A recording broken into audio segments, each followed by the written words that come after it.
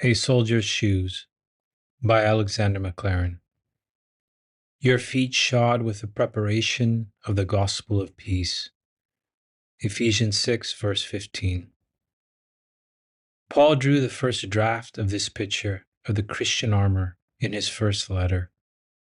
It is a finished picture here. One can fancy that the Roman soldier to whom he was chained in his captivity while this letter was being written unconsciously sat for his likeness, and that each piece of his accoutrements was seized in succession by the apostle's imagination and turned to a Christian use. It is worth noticing that there is only one offensive weapon mentioned, the sword of the Spirit. All the rest are defensive: helmet, breastplate, shield, girdle, and shoes. That is to say, the main part of our warfare consists in defense, in resistance, and in keeping what we have, in spite of everybody, men and devils, who attempt to take it from us. Hold fast that thou hast, let no man take thy crown. Now it seems to me that the ordinary reader does not quite grasp the meaning of our text, and that it would be more intelligible if, instead of preparation, which means the process of getting a thing ready, we read preparedness, which means the state of mind of the man who is ready. Then we have to notice that the little word of does duty to express two different relations in the two instances of its use here. In the first case, the preparedness of the gospel, it states the origin of the thing in question. That condition of being ready comes from the good news of Christ. In the second case, the gospel of peace, it states the result of the thing in question. The good news of Christ gives peace. So, taking the whole clause, we may paraphrase it by saying that the preparedness of the Spirit, the alacrity which comes from the possession of a gospel that sheds a calm over the heart and brings a man into peace with God, is what the apostle thinks is like the heavy, hobnailed boots that the legionnaires wore, by which they could stand firm, whatever came against them. 1. The first thing that I would notice here is that the gospel brings peace. I suppose that there was ringing in Paul's head some echoes of the music of Isaiah's words. How beautiful upon the mountains are the feet of him that bringeth good tidings, that publisheth peace, that bringeth good tidings of good. But there is a great deal more than an unconscious quotation of ancient words here. For in Paul's thought, the one power which brings a man into harmony with the universe and peace with himself is the power which proclaims that God is at peace with him.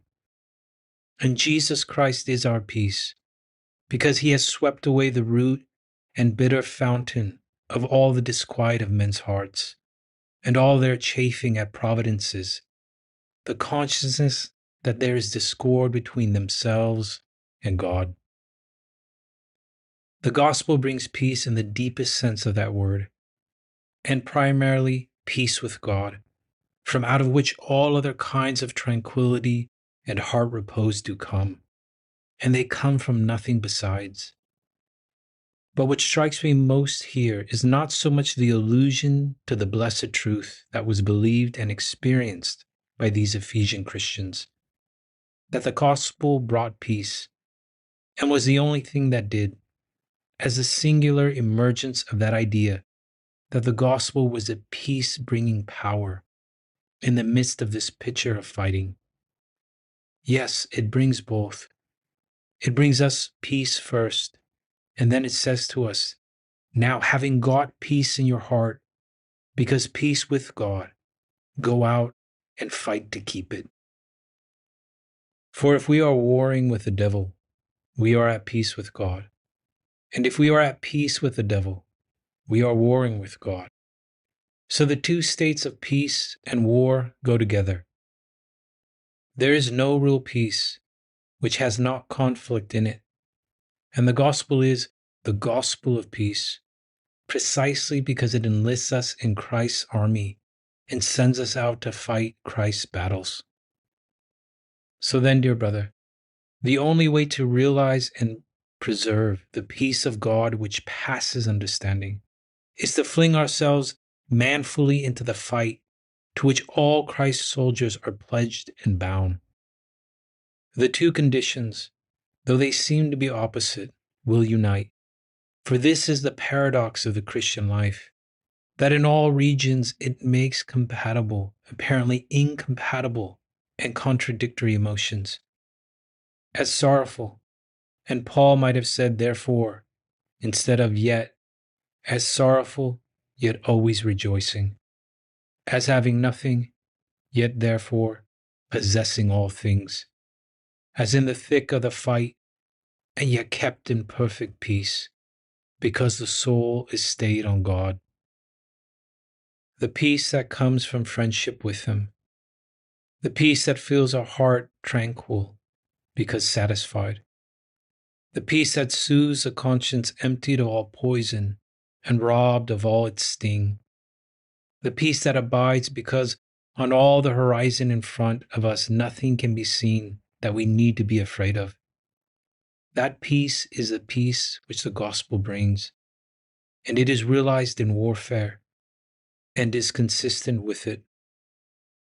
All the armies of the world may camp round the fortress, and the hurtling noise of battle may be loud in the plains, but up upon the impregnable cliff, crowned by its battlements, there is a central citadel, with a chapel in the heart of it.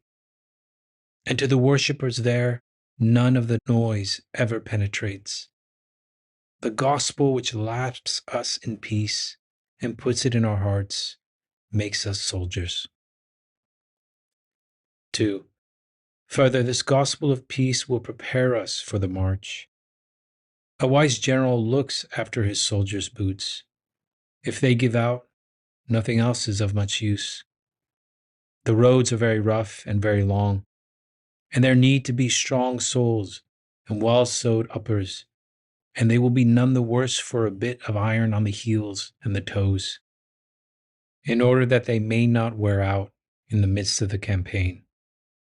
Thy shoes shall be iron and brass, and these metals are harder than any of the rock that you will have to clamber over, which being translated into plain fact is just this: a tranquil heart in amity with God is ready for all the road, is likely to make progress, and is fit for anything that it may be called to do.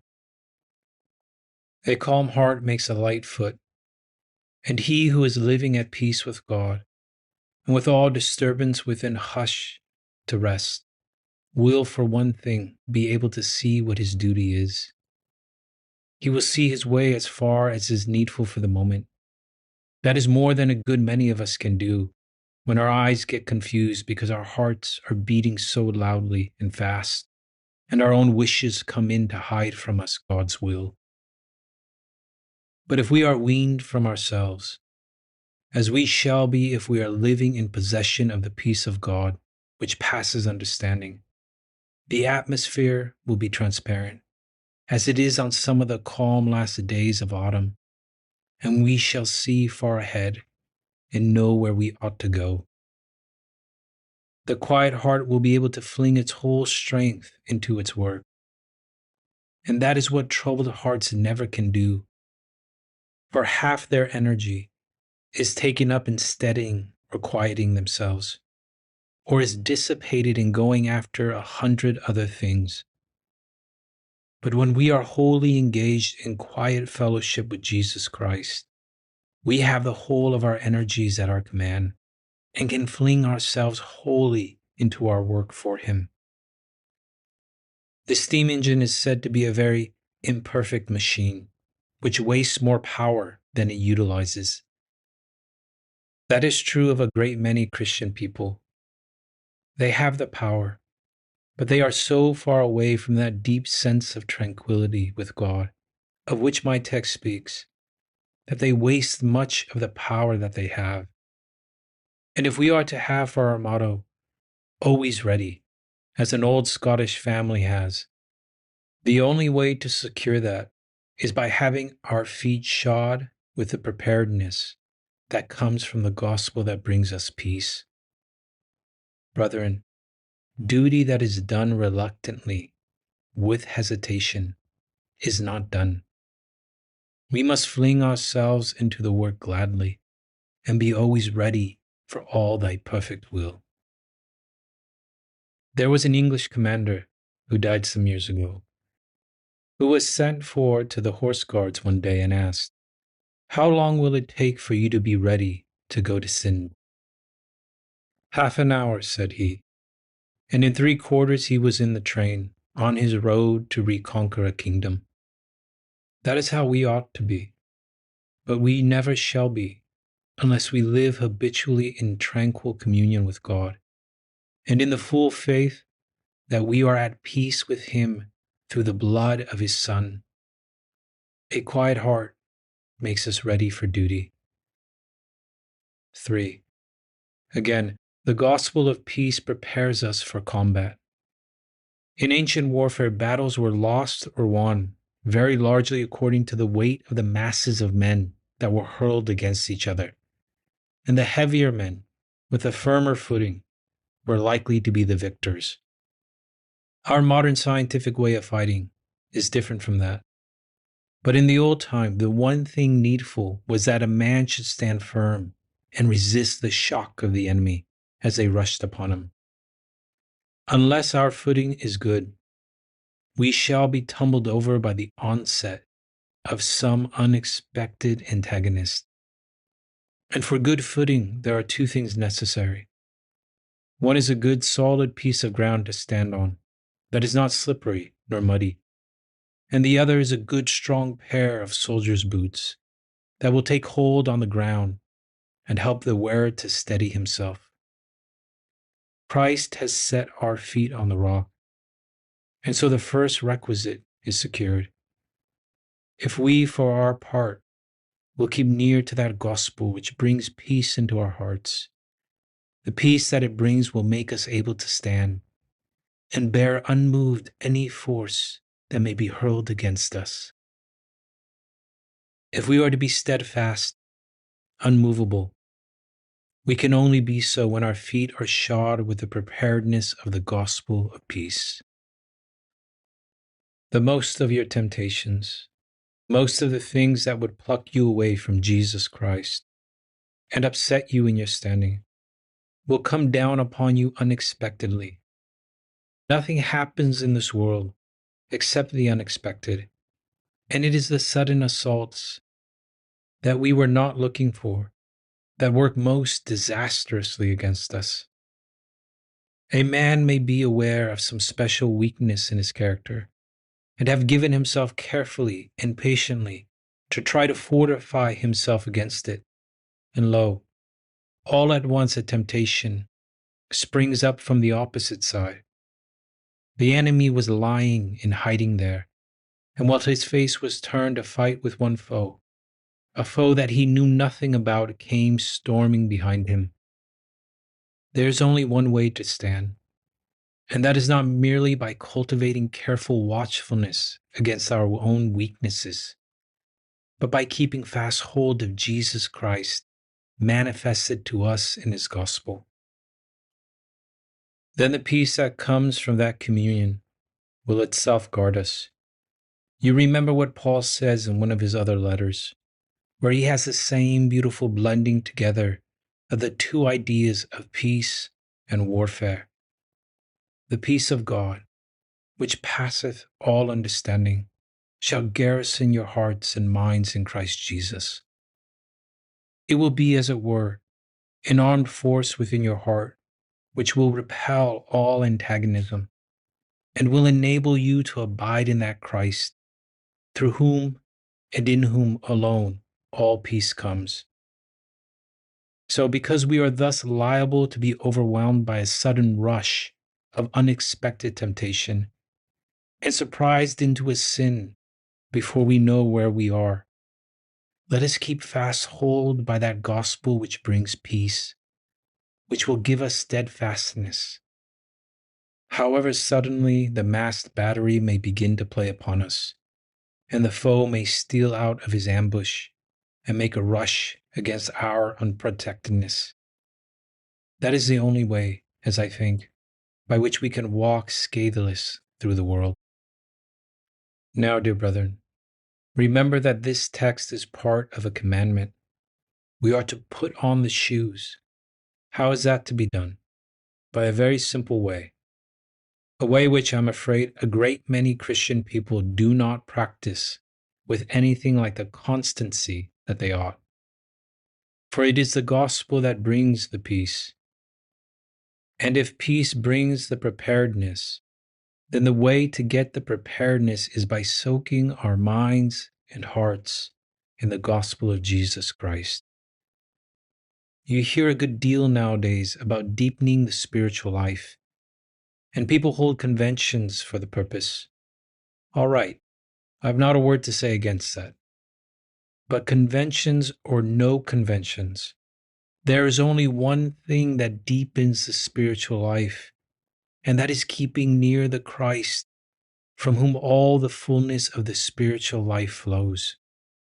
If we will hold fast by our gospel, and let its peace lie upon our minds, as the negative of a photograph lies upon the paper that it is to be printed upon, until the image of Jesus Christ himself is reproduced in us, then we may laugh at temptation.